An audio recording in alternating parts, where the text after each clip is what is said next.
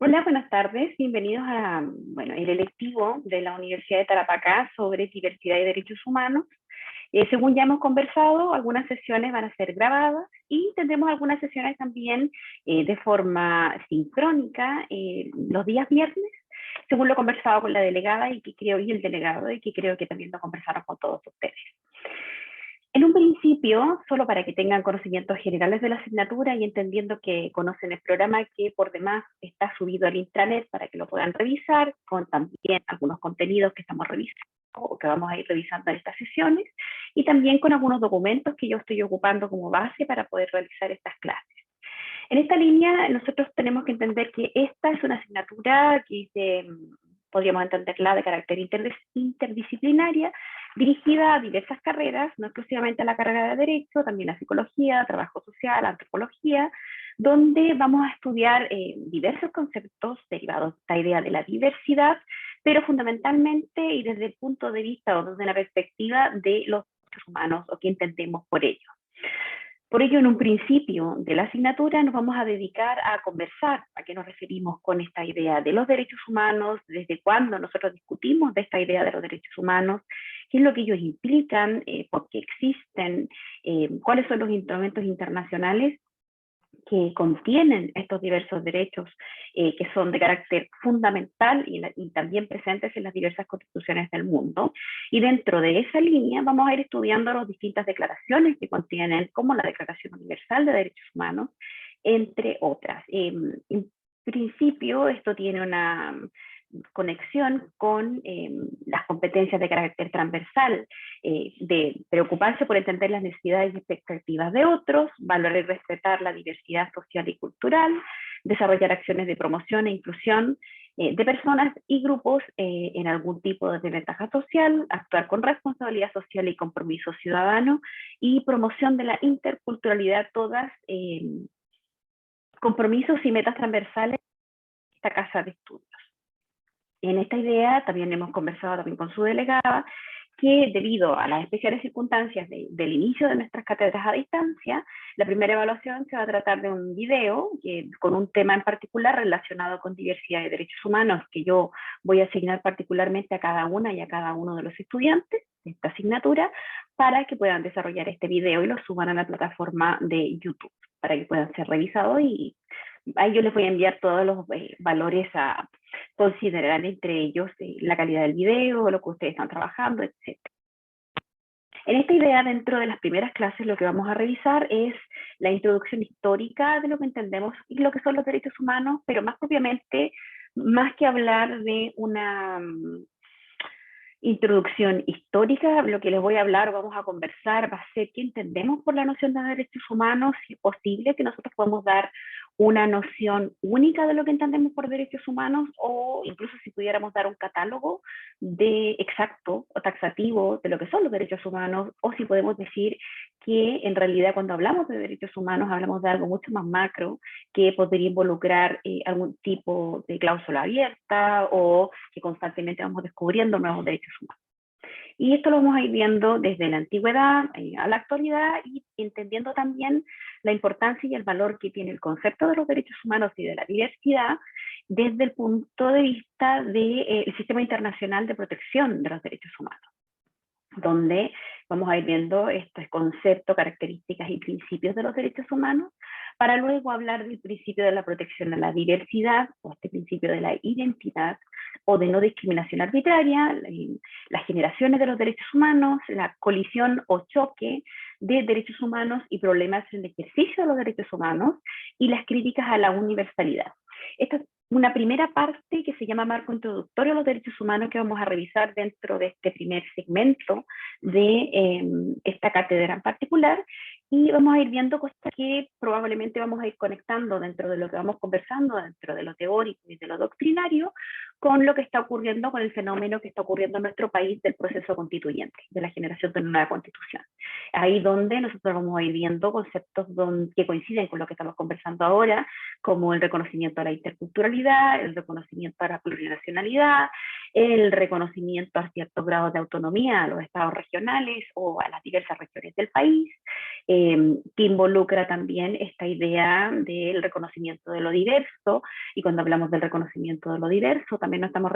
refiriendo en realidad a algo que es mayor, porque más que hablar de la diversidad o de aquello que es diverso, estamos hablando de algo que es propio de la identidad de nuestra nación y de nuestro país, y que se involucra en la discusión que probablemente muchas y muchos de ustedes están viendo en la Convención Constitucional por una nueva Constitución para Chile. Entonces, probablemente muchos de los temas que nosotros vamos a ir tratando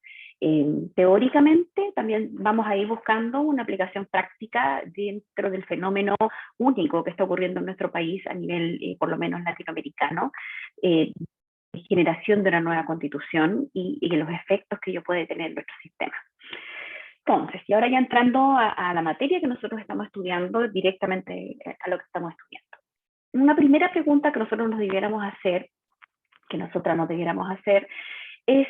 ¿qué son los derechos humanos? Si pudiéramos dar verdaderamente una noción, y para esta clase yo estoy ocupando un texto en particular que se llama Derecho, Armonía y Felicidad, Principios de Derechos Humanos y Derecho Constitucional desde una perspectiva de diversidad feminista y ecologista, de María José Lubertino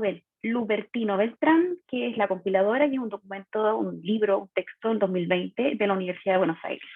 De ahí estoy utilizando, esa es la base sobre la cual yo estoy trabajando. Y una primera pregunta entonces que nos hacemos es ¿qué son los derechos humanos? Cuando nosotros nos hacemos esta pregunta, uno piensa que la respuesta es bastante fácil, o podríamos pensar que es una respuesta fácil. En la realidad no existe una respuesta única a esta pregunta de qué son los derechos humanos. Tampoco podríamos hacer nosotros una enumeración exhaustiva de todos los derechos humanos, es decir, estas 10 garantías, estos 10 derechos son los derechos humanos, o estos 20 o estos 30,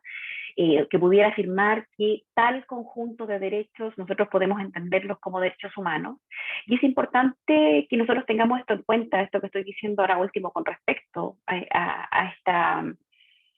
noción de derechos humanos y de qué entendemos por los derechos humanos o cuáles son los que los configuran,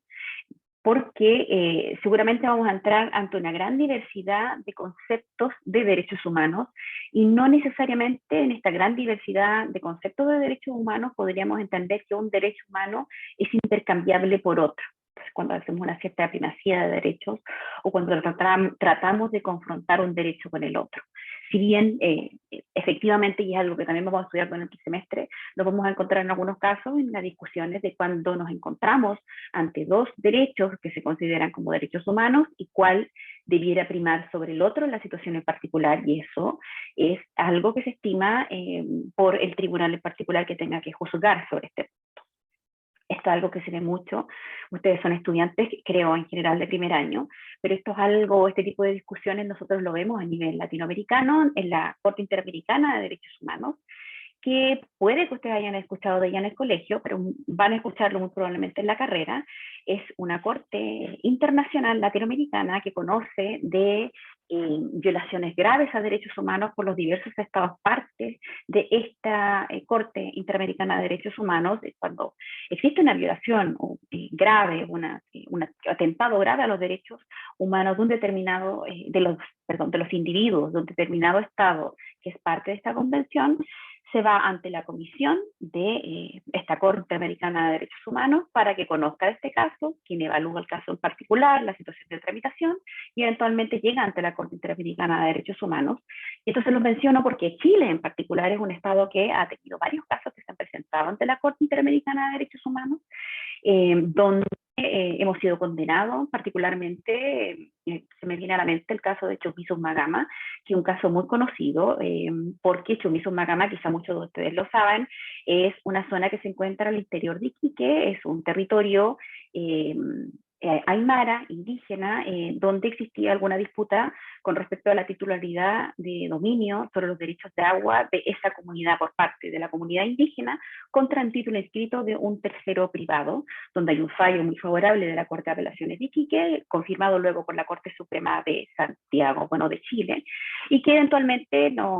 ante no cumplirse con alguna de las garantías que exigiría esta comunidad indígena como por ejemplo las indemnizaciones debidas por los daños causados, se llegó ante la Corte Interamericana de Derechos Humanos y Chile fue condenado, no, Chile no fue condenado, sino que en la etapa previa se llegó a un acuerdo entre el Estado de Chile y esta comunidad indígena, este pueblo originario particular de Chumisos-Magama, sobre este tipo de indemnizaciones que el Estado de Chile debía al pueblo indígena, pueblo originario aymara en particular de esta comunidad indígena Chumisos-Magama. Así también, ante la Corte Interamericana de Derechos Humanos, por violaciones a derechos humanos y particularmente por la aplicación de la ley terrorista a el pueblo mapuche en el sur de Chile, también hemos sido condenados ante la Corte Interamericana. Y hay otro caso muy importante, muy importante, sobre todo en materia de diversidad, pero que es más antiguo de los que les estoy mencionando, que es el caso de la jueza Atala, que probablemente muchos de ustedes conocen, o probablemente algunos de ustedes se lo voy a fijar como tema para que el resto de sus compañeros quizá lo puedan conocer o podamos compartir sobre ese tema y lo podamos conversar en clases con mayor detalle. Pero para que vean la importancia de la Corte Interamericana de Derechos Humanos, y bueno, también se los adelanto, a pesar que ustedes son estudiantes de primero, pero es importante que lo conozcan, el conjunto de fallos, declaraciones que dicta la Corte Interamericana de Derechos Humanos forma lo que se llama el bloque constitucional. Y este bloque constitucional, la misma Corte Interamericana de Derechos Humanos ha dicho que implican un deber o una obligación por parte de los estados que son parte de esta convención, de esta Corte Interamericana de Derechos Humanos, de hacer parte del ejercicio de su derecho interno, es decir, ante los tribunales ordinarios de justicia, los tribunales superiores de justicia, deben incorporarse estos principios y valores que dicta en sus diversos fallos la Corte Interamericana de Derechos Humanos, y que en nuestro caso particular ha existido alguna discusión en la forma en que nosotros hacemos este control de convencionalidad por parte del Estado de Chile, porque no tenemos todavía un criterio formado sobre esta idea. Para dar un ejemplo, existen otros estados latinoamericanos donde este control de convencionalidad lo realizan los tribunales constitucionales, etc. En Chile nosotros en particular, como no existe una norma o no está reglamentado, se entiende que cada tribunal, cada juez debiera realizar este control de convencionalidad. Y ahí es donde se produce el problema en el debiera realizar el control de convencionalidad. En muchas ocasiones no ocurre o no se incorporan estos principios que la Corte Interamericana fija de respeto a estos derechos humanos. Entonces, por eso es que es tan importante esta noción de los derechos humanos y del respeto a la diversidad. Desde ahí viene la idea de este electivo y de ahí viene también que ustedes lo conozcan. Y también porque es muy válido para la situación que está viviendo nuestro país y que hemos vivido durante la generación de todos de los estados latinoamericanos en general, pero en particular del Estado chileno. Si nosotros queremos tener una definición de lo que son los derechos humanos, si no lo tenemos claro, que yo les decía que es una definición que podemos discutir, podemos buscar a un autor que es Pedro Niken, que nos afirma que los derechos humanos resultan de los sufrimientos que son capaces de infligirse unos a otros los seres humanos, prevalidos del poder y de la fuerza, y que surgen, por lo tanto, como una ideología opuesta a la opresión. Es decir, afirma el autor que lo que hoy se conoce como derechos humanos está referido a este reconocimiento de que toda persona humana, por el hecho de serlo, es portadora de atributos autónomos que deben ser reconocidos y protegidos por el Estado. Es decir, por el solo hecho de nosotros ser personas, tenemos un conjunto de derechos que son inherentes a nuestra calidad humana, que no me lo otorga el Estado, sino que el Estado solo reconoce la existencia de estos derechos y una vez que los reconoce, además debe garantizar que estos derechos fundamentales, estos derechos humanos esenciales, sean protegidos y garantizados, tanto por el Estado como por el abuso que un tercero pudiera cometer contra este ejercicio legítimo de estos derechos que yo tengo por el hecho de ser persona. Eso es una noción de derechos humanos. Otro punto importante, y por eso también se explica que la noción de los derechos humanos es relativamente nueva, es decir, si bien uno podría llegar al pasado y buscar algún tipo de noción y conexión de lo que son los derechos humanos, fundamentalmente nosotros podemos decir que el entender o se empieza a discutir sobre una reglamentación de carácter internacional de los derechos humanos desde la Primera y Segunda Guerra Mundial, es decir, y esto se deriva de lo que nos dice Niken, es decir, surge esta noción de los derechos humanos de las atrocidades que los humanos, las diversas personas, nos realizamos en diversos eventos de nuestra historia. Y eso es lo que nos lleva a garantizar este núcleo fundamental de derechos que van en conjunto de lo que es la esencia del ser humano, que deben ser garantizados más allá incluso de los, deben ser garantizados por los estados, pero deben ser protegidos por instituciones que quizá sean superiores a los estados. ¿Esto por qué? Porque, y esto lo podemos ver incluso dentro de la realidad de nuestro país o de la realidad de otros estados latinoamericanos. Cuando nosotros revisamos el estado de cumplimiento de los diversos estados, de los cuales, de los tratados de derechos humanos de los que somos parte, por dar un ejemplo del que yo soy más familiar, el convenio, nosotros como Estado chileno, somos parte de un Tratado Internacional de Derechos Humanos, que es el Convenio 169 de la Organización Internacional del Trabajo, que trata de derechos de los pueblos indígenas y de pueblos tribales.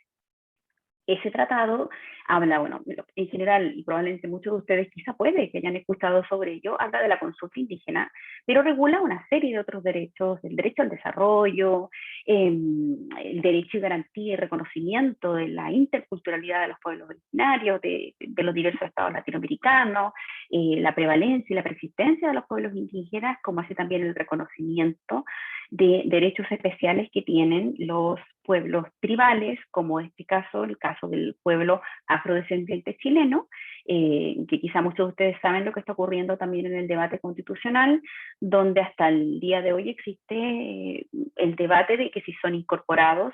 dentro de lo que se entiende como las primeras naciones o los pueblos que componen la identidad cultural chilena. A pesar de que nosotros sabemos, o probablemente muchos de ustedes saben, que nosotros tenemos parte del pueblo afrodescendiente en la ciudad de Arica,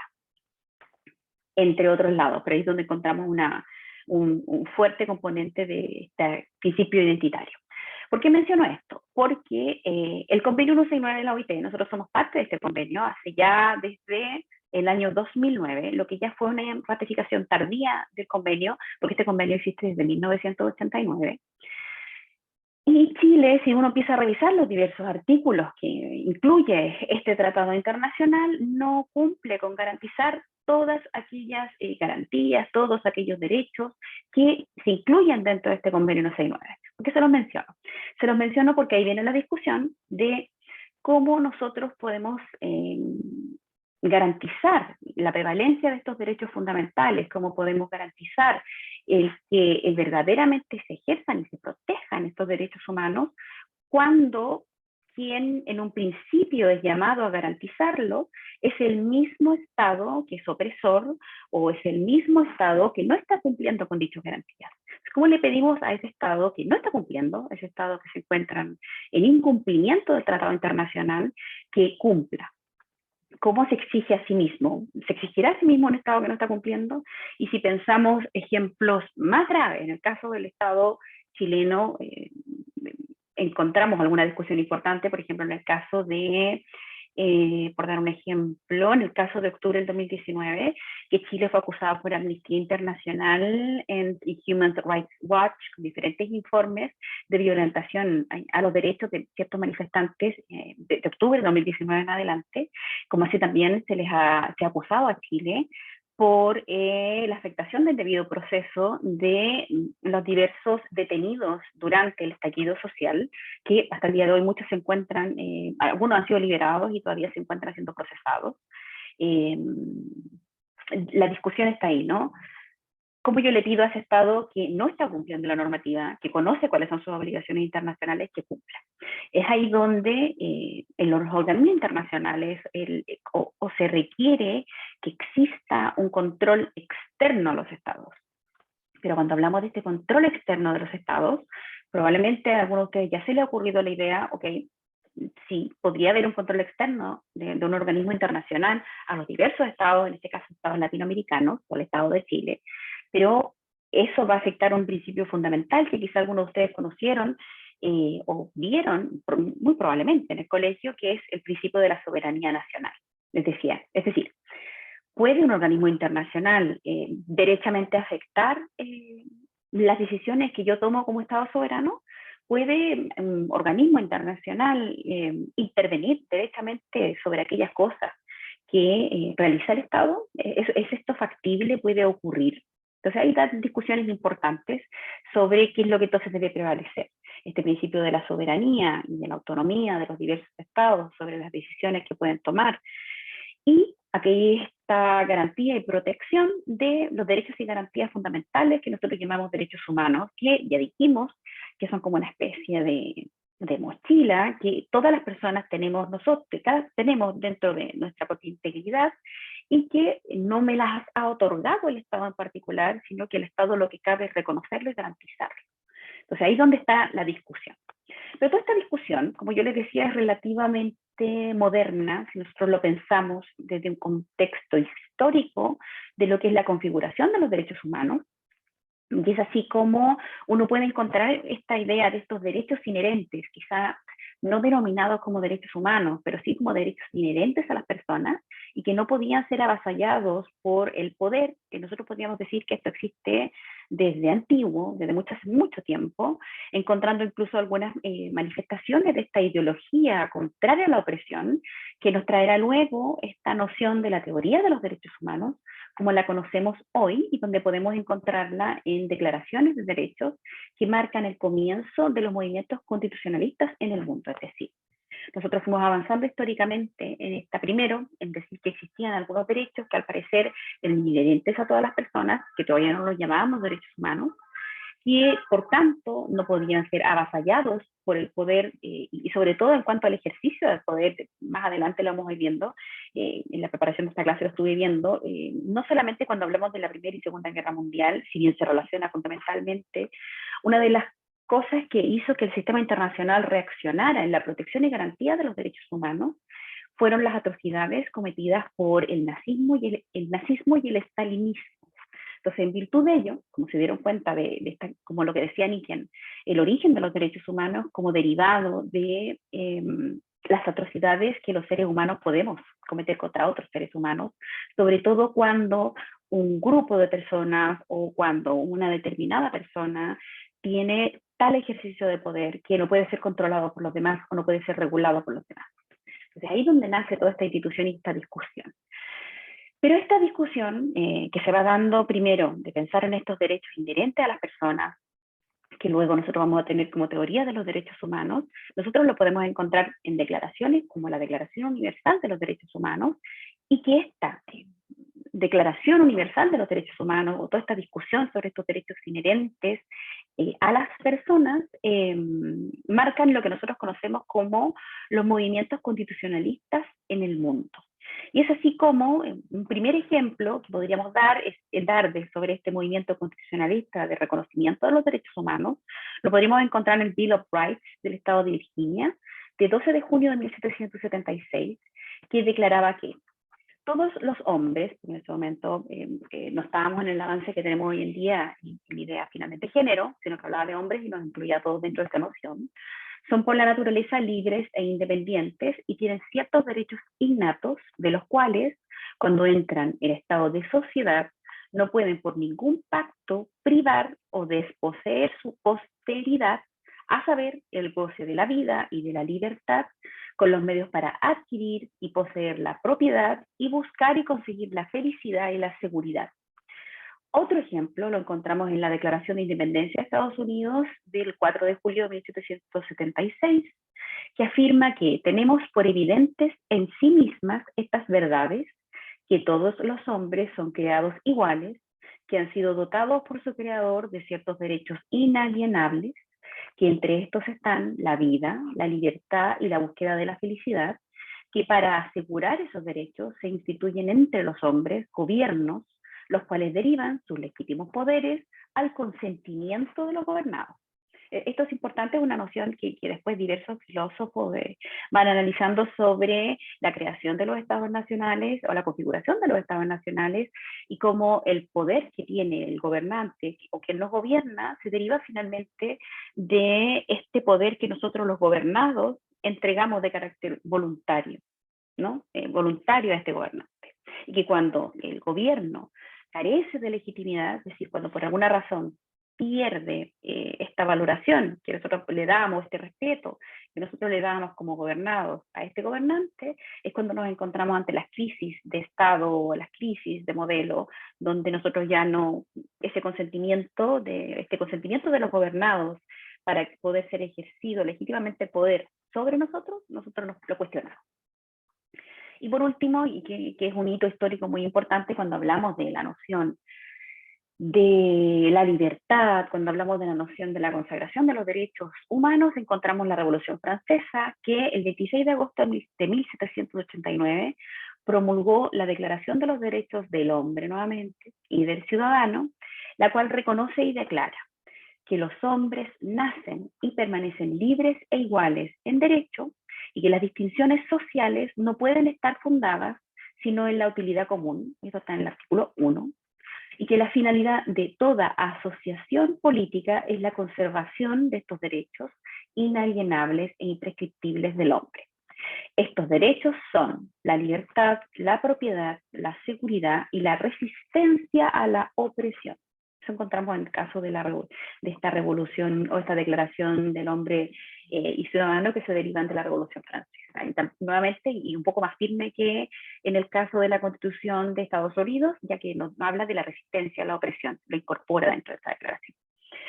Esta primera fase histórica de la generación de los derechos humanos presenta una característica sumamente relevante. ¿Y cuál es la característica sumamente relevante de esto que yo le estoy mencionando ahora y que les acabo de leer? Que es lo que se llama la positivización o la juridización de los derechos. Es decir, en la antigüedad, cuando yo les decía, nosotros no conocíamos, sabíamos, lográbamos entender que existían un conjunto de derechos que eran fundamentales y esenciales para toda persona, pero que no denominábamos derechos humanos. Y luego fuimos avanzando un poquito más y dijimos, vaya, pareciera como empezáramos a construir esta teoría de los derechos humanos. Lo importante de lo que yo les acabo de mencionar es precisamente